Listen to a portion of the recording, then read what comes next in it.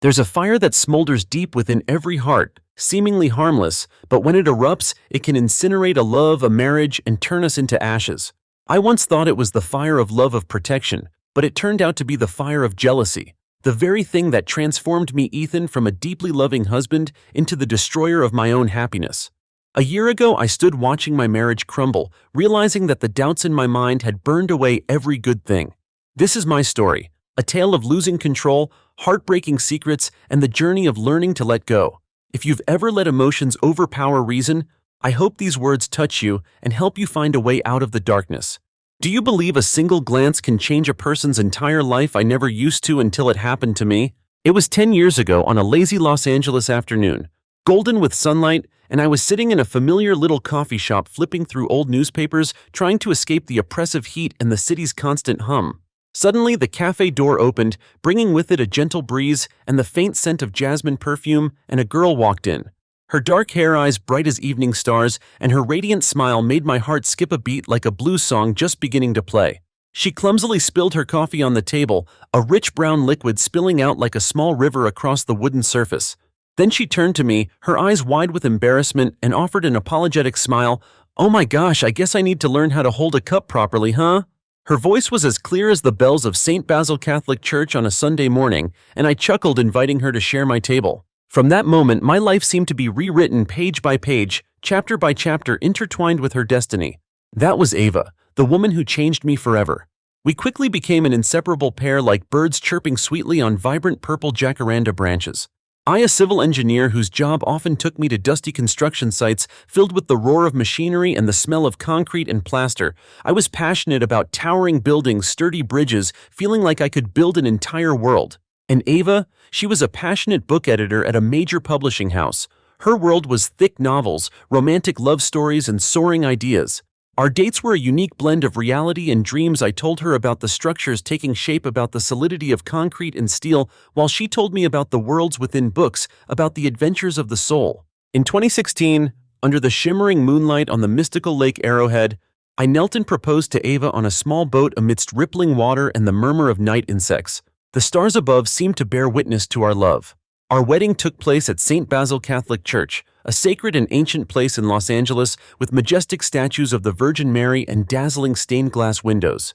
The violin strains of a string quartet echoed humming passionate love melodies, and my mother, a hardworking, God-fearing woman, hugged Ava tightly, her eyes glistening, saying she was a gift from God to our family. We moved into a cozy apartment in the Arts District, a neighborhood with classic architecture and lush green trees. There, Ava filled wooden shelves with books, creating her own small library with everything from classic novels to new bestsellers.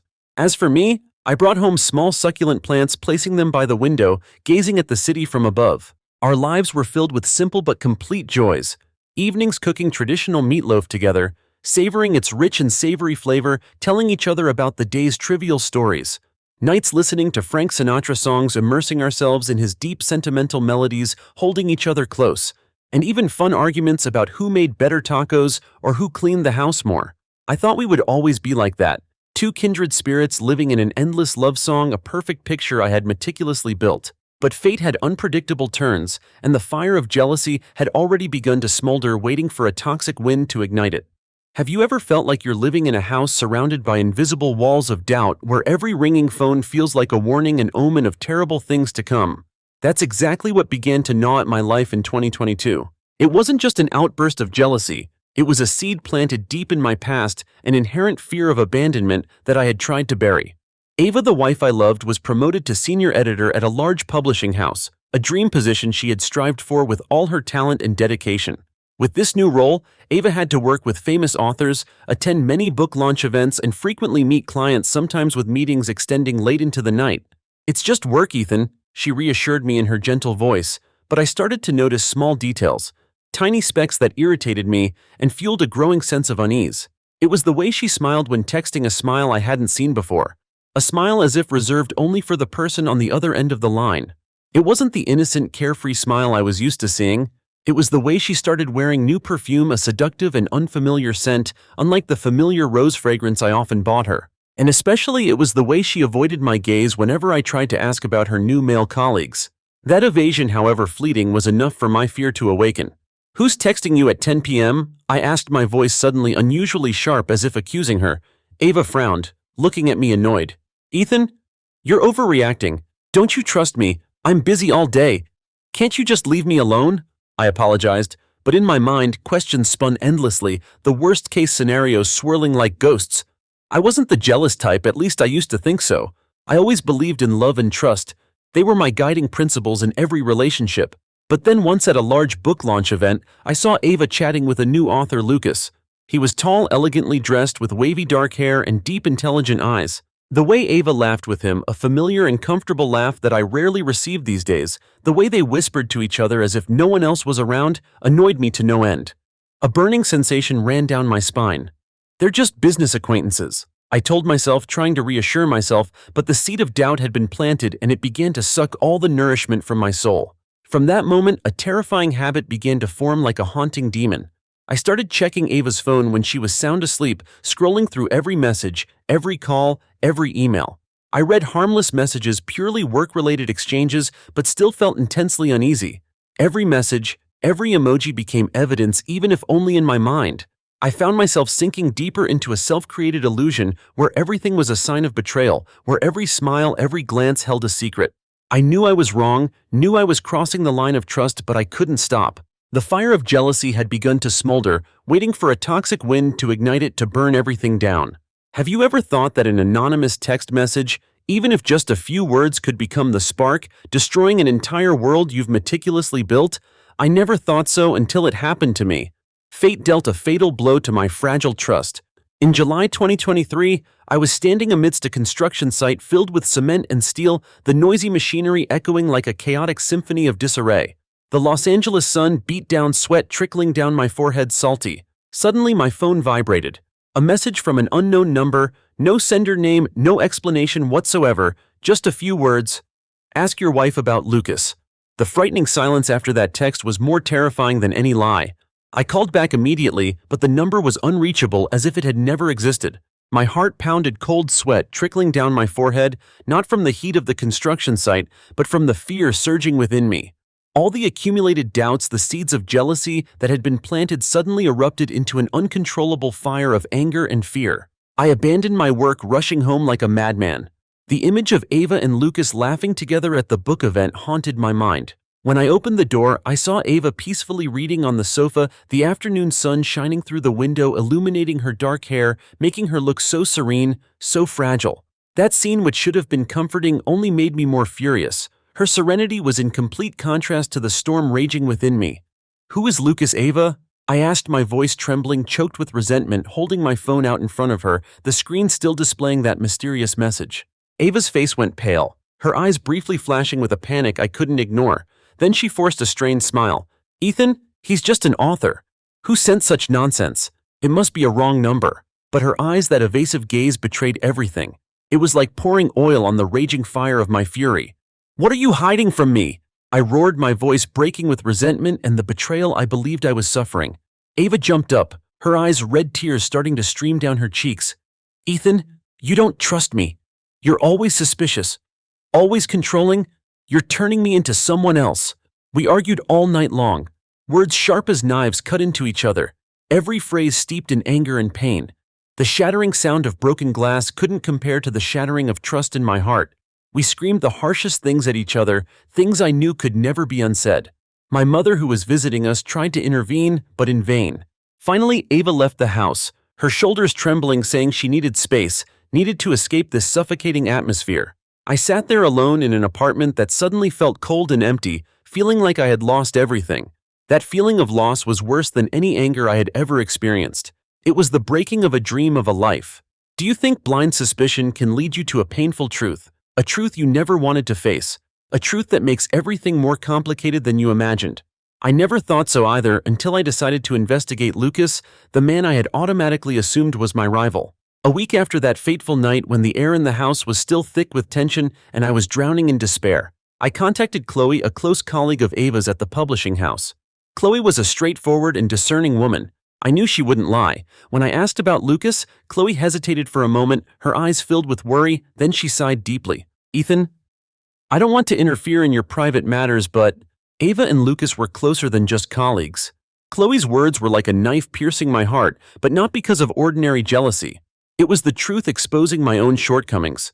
She explained that Ava and Lucas had worked together on an important book project, a complex work requiring a lot of dedication. And while I was engrossed in my construction work, immersed in projects and blueprints, Ava and Lucas frequently met outside work hours to exchange ideas. I don't think they had an affair, Chloe continued, her voice cautious, as if trying to protect both of us. But Ava confided in Lucas that she felt lonely in her marriage. She said she needed someone to listen, someone who understood the pressures of her job, the difficulties she faced working with demanding authors, the piling deadlines. Ava was lonely. It felt like an electric shock running down my spine. She had never told me she was lonely. She always just smiled and said everything was fine, said she was happy. This news wasn't just proof of my suspicion. It was a direct indictment of my own shortcomings. I had been too focused on my own fears, on the so-called evidence of betrayal, without realizing that the wife I loved was slowly drifting away from me because of my very absence in her life. I had been jealous of Lucas without knowing that I had neglected Ava herself, leaving her to face difficulties alone. My jealousy wasn't entirely unfounded, but it was precisely what pushed Ava further away from me, creating an invisible distance, a solid wall between us. When I confronted Ava again, she admitted everything. She sobbed uncontrollably, her tears soaking my shirt. I was lonely, Ethan. You were always jealous, always controlling. You didn't trust me anymore. She said she turned to Lucas as a friend, someone who could listen and share the work pressures. I couldn't understand the dreams I had stopped listening to. You only saw what you wanted to see, Ethan. You didn't see me being lonely. You didn't see me trying to maintain this relationship alone, she said, her voice choked. If you needed someone, why didn't you tell me I'm your husband? I asked, my voice also choked, full of regret. Ava shook her head, not answering. Perhaps she didn't know how to answer, or it was too late to say. In that moment, I realized that whether she had truly had a physical affair or not, our marriage had been destroyed not by Lucas, but by the fire of my own jealousy, by my lack of trust and understanding.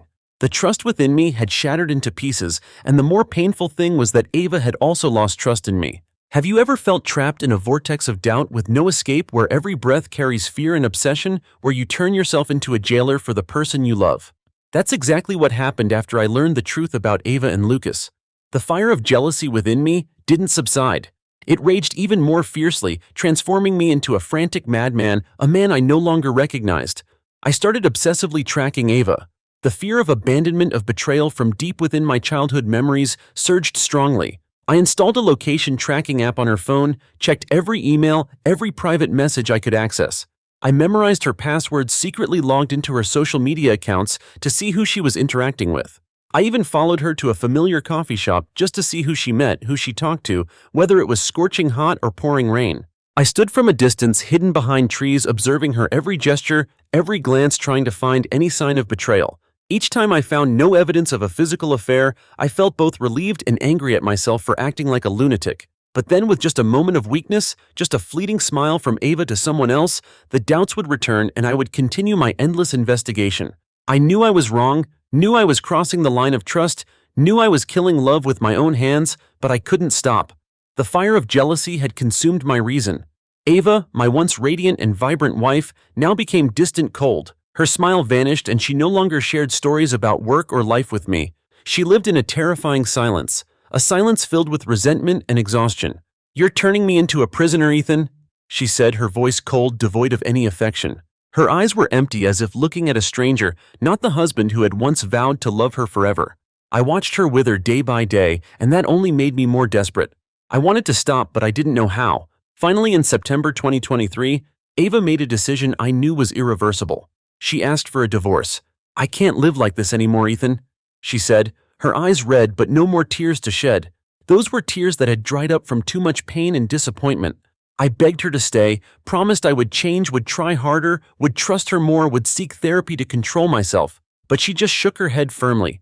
You don't trust me, Ethan. And more importantly, I no longer trust myself when I'm with you. I'm not the Ava I used to know, she said. I stood there helplessly, watching her turn and walk away, her shoulders trembling, feeling like my whole world had crumbled beneath my feet. That feeling of loss was worse than any anger I had ever experienced. It was the shattering of a dream, of a life I had meticulously built. My family especially. My mom was deeply shocked to hear the news. Marriage is a vow before God, Ethan, my mom said. holding my hand tightly, her eyes filled with worry. She wanted me to try, wanted me to hold on. But I couldn't entirely blame Ava. I knew that my jealousy had turned our cozy home into an invisible prison, trapping both Ava and myself.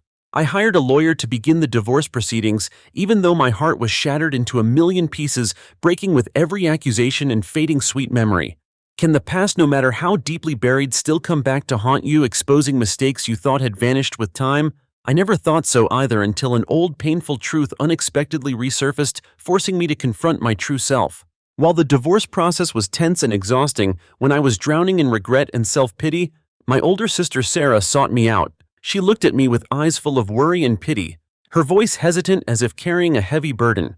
"Ethan, I need to remind you of something I haven't wanted to bring up for a long time. Perhaps now is when you need to hear it." I didn't understand, but seeing Sarah's serious face, I knew this wasn't simple. It carried the weight of memory.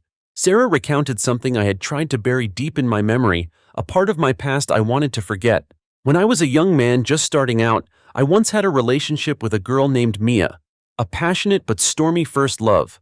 And I was insanely jealous, controlling her to the point where she had to leave me. Don't you remember, Ethan? You used to check Mia's phone, argue with her just because she talked to an ex-boyfriend, even follow her everywhere, spying on her every day. Sarah said her every word like a knife, piercing my heart, cutting through the facade I had tried to create. I was stunned.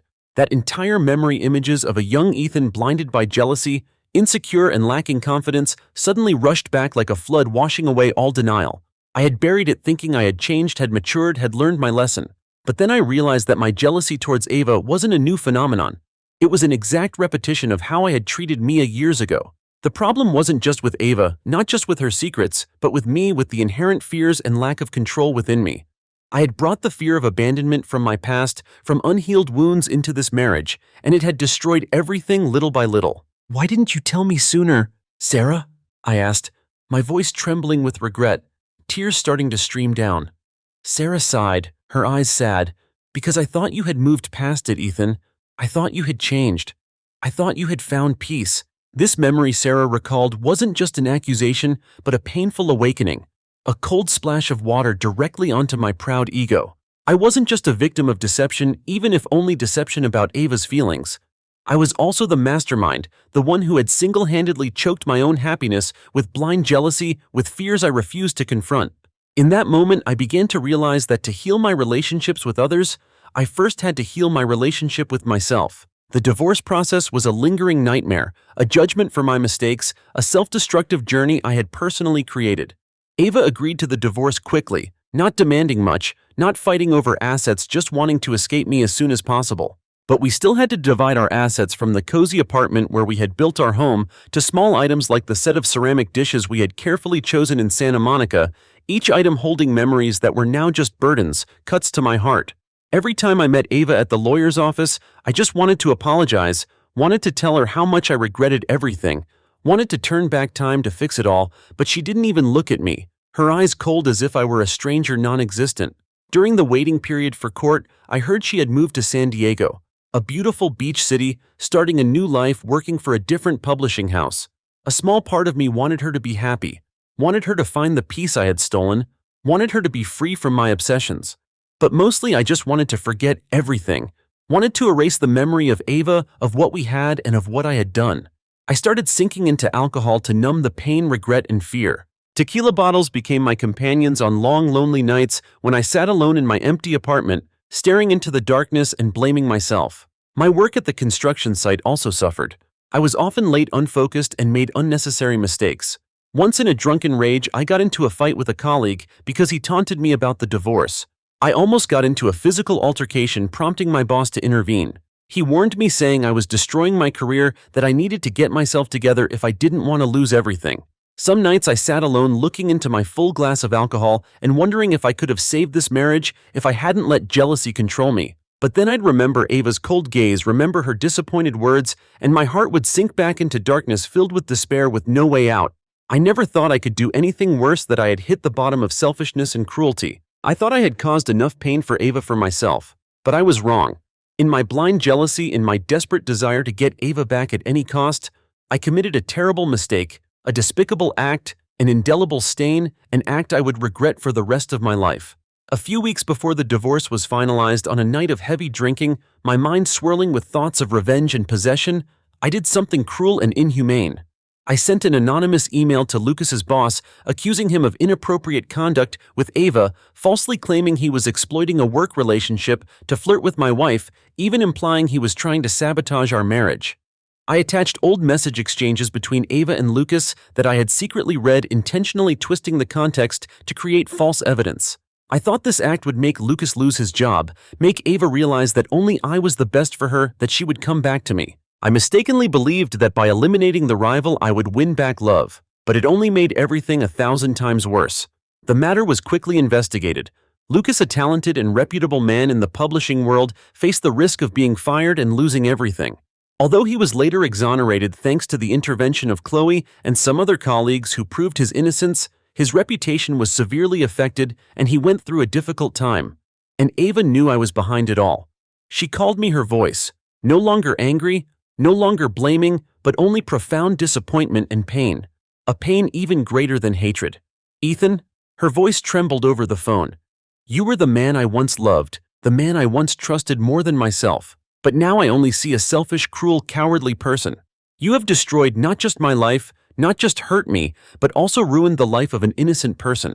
You don't deserve anyone's love. Ava's words were like a splash of cold water to my face, waking me from the stupor of jealousy and selfishness. I felt terrible guilt, a crushing feeling in my chest that made it hard to breathe, as if the whole world was pressing down on me. Jealousy had not only destroyed my marriage, not only made me lose the woman I loved, but also turned me into someone I despised, someone I didn't want to look at in the mirror. I apologized to Ava, begged for her forgiveness, but she didn't want to hear it. The call ended in a frightening silence. I realized that I had not only lost her, but also lost myself. Lost my self-respect and my character. In that moment, I knew it was time to change. I couldn't continue living like a demon, haunted by my own fears. After the divorce was finalized in October 2024, I decided I had to change. Not for Ava, not for anyone else, but for myself, to find the person I had lost, to find peace within my soul. I moved into a smaller apartment near the Grand Central Market, a bustling and colorful traditional market in Los Angeles. I decided to give up my stressful civil engineering job and start over as a freelance engineer, taking on smaller projects, managing my own time and work. This change of environment helped me escape temptations and pressures from the past. More importantly, I joined a specialized therapy support group for emotional control and jealousy. It was a small, cozy room where strangers sat together, sharing painful stories, emotional wounds they had experienced. I learned to recognize the signs of jealousy, learned to listen to myself and to others without judgment. I started keeping a journal, writing down my thoughts and feelings, a way to confront the dark corners of my soul. It was a painful process, but also a liberating journey. The people in the group with similar stories, with emotional wounds they had experienced, helped me see that I was not alone, that I wasn't the only one who made mistakes. One day, feeling strong enough, I decided to write another letter to Ava. Not to beg, not to hold on, but to apologize as genuinely as possible, to free myself from the burden of guilt that had weighed me down for so long. Ava, I was wrong. I apologize for everything I caused. Apologize for letting jealousy ruin you and your life. I hope you find happiness, find peace, and a genuine love you deserve. I wrote every word sincere from the bottom of my heart, without any pretense. I sent the letter to her publishing house address in San Diego, not knowing if she would receive it and not expecting her to reply. But that act, however small, made my heart much lighter, as if a huge burden had been lifted. I also went to apologize to my mom for disappointing her, for not keeping my marriage vows, for making her worry so much about me. She hugged me tightly, her eyes filled with love and forgiveness. Ethan, you are my son, and I always believed you would find your way, overcome everything, and become a better person. Those words, like a lamp illuminating the darkness in my soul, gave me the strength to continue my healing journey. I started going to church more often, finding solace in prayers in the serene space of the Lord. Want to know where I am now? I'm standing at the beginning of a new road, not knowing where it will lead me, but I'm no longer afraid. My life has changed completely, a change I personally caused, but also personally repaired. My freelance engineering work has stabilized. I no longer have to bury myself in large projects, but focus on smaller jobs, allowing me more time for myself and for healing. I just completed a design for an eco-friendly house for a young family, and the satisfaction in my work helps me rediscover joy. And I just started learning to play the guitar, a way to reconnect with those warm blues nights with Ava. From the old days, sweet memories that are no longer painful. My melodies aren't perfect, still a bit off-key, but they are how I heal my emotional wounds, how I express emotions that words cannot convey. One afternoon, I sat playing guitar at a corner of the bustling Grand Central Market, mixing sad and joyful tunes, telling my own story through music. An old lady walked by, stopped to listen, then smiled kindly and applauded, saying, "You play with all your heart. It's like a brand new love song." I smiled, feeling a little peace trickle into my heart, feeling alive again, able to bring joy to others. I'm not sure if I'll fall in love again. Some days I still miss Ava, miss her radiant smile at the coffee shop the first day we met, miss the faint scent of her perfume. But then I look in the mirror and I see a stronger, more mature man who has learned a valuable lesson from his own mistakes. I lost a wife, a love I once thought was eternal, but I found myself again, a better version of the old Ethan, a man who knows how to forgive himself, how to accept his mistakes and bravely face the future. I am no longer haunted by the fire of jealousy. If you're listening to this story, I want to send you a message from the depths of my heart. No matter how strong the fire of jealousy, no matter how much pain has burned everything down, no matter how great the mistakes you've made, you can overcome it. The journey of healing is a long and challenging road, but it's worth it. It's a journey to find yourself again, to live a more authentic, more peaceful life. As we Mexicans often say, pa'lante, siempre pa'lante. Keep moving forward, keep looking ahead, because you deserve a better life with a sincere love not controlled by fear and doubt. Thank you for listening to my story. If this story has touched your heart, or if you've also faced the fires of jealousy and loss, don't hesitate to leave a comment below to share your thoughts. Every shared word is an act of empathy, helping us feel less alone. And if you found this story meaningful, please like this video. Share it with anyone you think needs to hear this message. And especially don't forget to subscribe to the channel so you don't miss other inspiring stories and meaningful insights. Let's spread strength and hope together.